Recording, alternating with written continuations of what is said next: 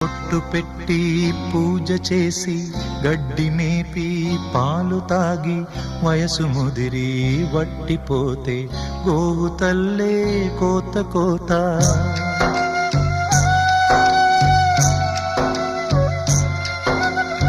బొట్టు పెట్టి పూజ చేసి గడ్డి మేపి పాలు తాగి వయసు ముదిరి వట్టిపోతే గోవు తల్లే కోత కోత.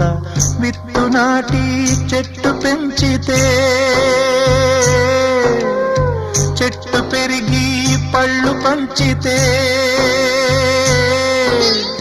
తిన్న తీపి మరిచిపోయి చెట్టు కొట్టి కట్టెలమ్మితే లోకమా ఇది న్యాయమా?